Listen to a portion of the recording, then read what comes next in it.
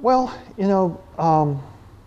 there's certainly fits and starts, and there's a lot of sad things going on. But I think over time, most of the world, people are definitely more prosperous and better fed than they were, even in third world countries. Again, there's some places are worse than others, but you look at the difference between the 1950s and now in India and in China and in Latin America. I mean, it's a whole different world. There's parts of the world, sub-Saharan Africa, and certainly Haiti and certain pockets here and there where we haven't suppressed poverty to the extent that we should, and we're working on it. But things have become better, I think, for a lot of people, and we have a lot more people. And so I think in general,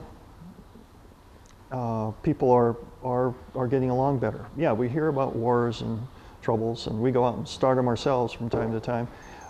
But in the great long scheme of things, I think we're getting a little less of that. Communications in the last 5 years, 10 years, has just exploded. When I first worked in Kenya in the early 80s, we communicated back with friends in the United States by telegraph, going to the post office, write on a message on a brown piece of paper, and the guy in the back room's like, dee, dee, dee, dee, dee, is tapping out the message back home. We're still okay, Mom, For many years now, people have had email in Kenya. Cell phones or mobile phones are everywhere. This is true in countries that never had wired phones. They have cell phones. So communication, even for people who are relatively poor, is almost instantaneous all over the world. And so that has been a plus in that it's, you can transfer information very quickly, and whether it's good news, scientific information, or news about a hurricane coming, or you're not losing people because you don't know something's coming. The type of natural disasters that still exist are things that we can't predict, like earthquakes. But in terms of storms, and in terms of droughts, and in terms of other types of things, people know. And just the connectiveness between people. It's been easier to travel, easier to communicate, easier to work in all these countries, far easier than it was 25 years ago. There's a few you probably don't want to go to, but much less of the world is off limits to even a casual traveler. So it's getting better. There are problems and we need to solve them, but generally speaking, people are better fed, they're more prosperous on average across the world every year. I guess the challenge will be keeping that up and bringing in, Haiti and sub-Saharan Africa and other places to enjoy that as well.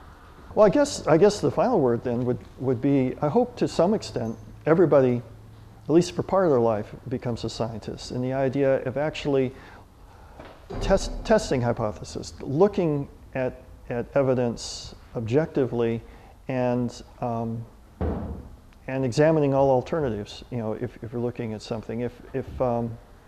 Also, question results that are presented by scientists. You don't have to have a degree. You do not have to go to college or anything to be a scientist and to test hypotheses systematically and really look at the world with open eyes from a lot of different points of view.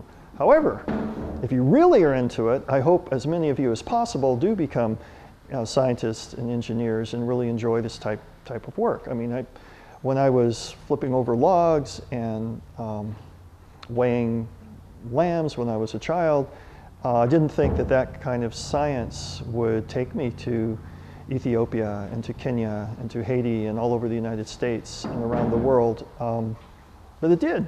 And if that's the sort of thing you think you'd like to do, it can take you there. And so I encourage many of you to become professional scientists, but all of you to become scientists at least part-time and use some of the tools of objective observation and testing hypotheses in your daily life where necessary.